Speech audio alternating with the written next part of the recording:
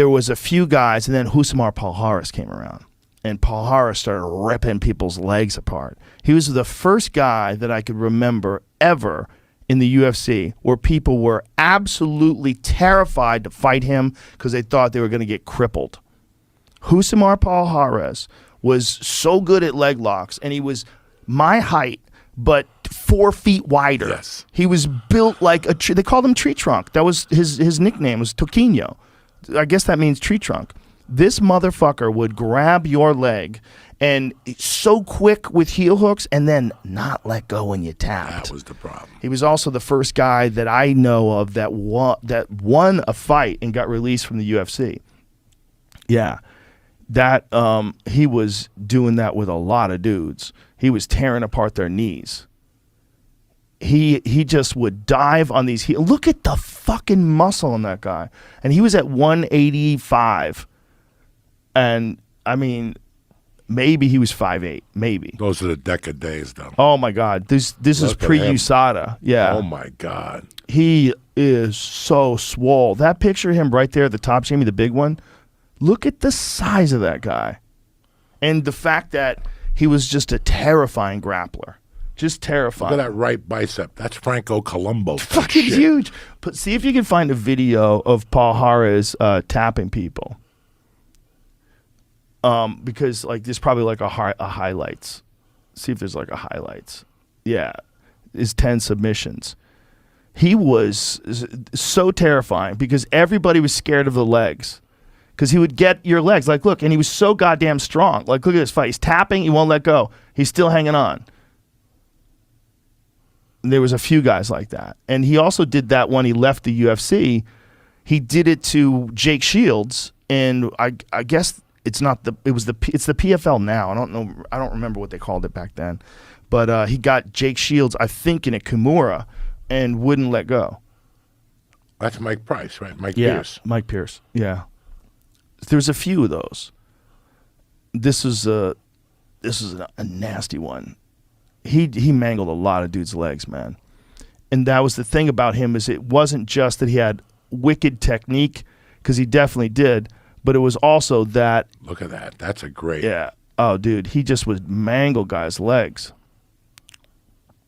And you'd lock your shit up, and you're like, tap, tap, tap. See, he doesn't want to let go. He was so strong. It was amazing technique and ridiculously strong. He was so fucking strong that he would get a hold of guys and they would just be in terror because they knew they're going to have to get knee surgery.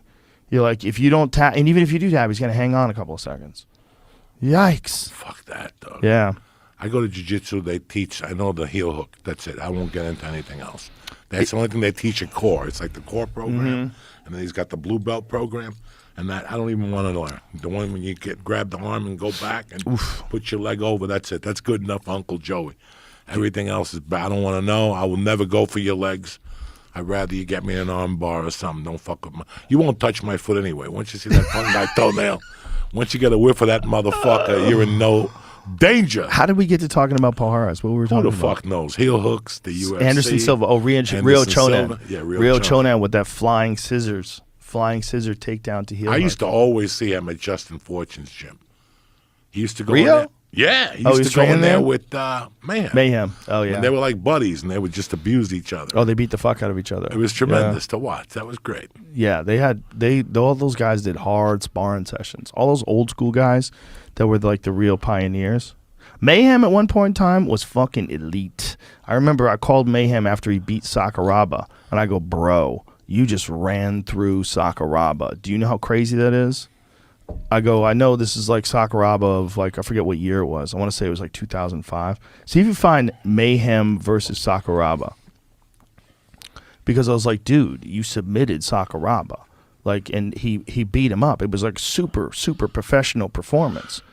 And I remember saying, like, Mayhem, like, you're at the top of the fucking food chain right now, because he had crazy cardio for days. He had crazy work ethic. And in this fight, this was a big fight for him where he really put it together against an elite guy.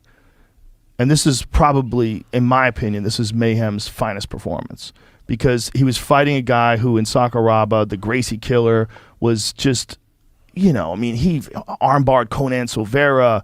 He broke Henzo's arm. I mean, Sakuraba was a bad motherfucker. And Jason picked him apart standing and then got him down and submitted him. And it was a big fight for Jason because it was in Japan, gigantic stadium. And when he submitted him, like, hear this, like picking him apart from the standing, big ground and pound. I mean, this is like elite level stuff. And see, Sakuraba goes for the leg here, but Mayhem was a high level grappler. Like getting a hold of his leg was no fucking picnic. Like, good luck, dude. And now you gave up your back. So he got his back here and he starts beating him up. I mean, like, when you know the level of grappling that Sakuraba had, and again, this probably was Sakuraba like a little past his prime, but if you know the level of grappling that Sakuraba had, to watch Mayhem like do this and pose and do the fucking the hook 'em horns in the middle of the fight and just beat the shit out of Sakuraba and then eventually submit him. So he softens him up with punches until Sakuraba gets into a position where he can submit him. I mean, he is pounding Sakuraba out, and then he gets to the arm triangle. Here's the arm triangle. And Mayhem's arm triangle, I've been trapped in this before. It's death. Fucking death. It's so good, dude. And it's just perfectly placed. To see Sakuraba tap like that, I remember calling him up and I said, dude, I go, that's some elite shit. You hit some samurai mode. Like you hit your stride. Because it wasn't just who he beat, it was how he did it. It was a big deal. You know, those older guys past their prime, whatever, when they come from a wrestling or like a jiu-jitsu base, they're stronger than fuck. That don't go away. There's a guy at my gym, basic training, he's 58. He was a college wrestler. The other day he was just talking to one of the Russian guys that was also a wrestler, and he just was showing the guy something. He goes, Joey, come here, let me show you something. Bro, he just grabbed behind my neck. I thought I was going to die. The grip strength he had. And he's a tiny guy. He's 58. Dude, I met this guy, his last name's Laurie, is Lex Friedman's buddy, who is a world champion arm wrestler. Sorry, I can't remember. I don't want to fuck his name up. He's a world champion arm wrestler, and I'm telling you, this guy had like the biggest fucking hands I've ever felt in my life. Let me find his name here.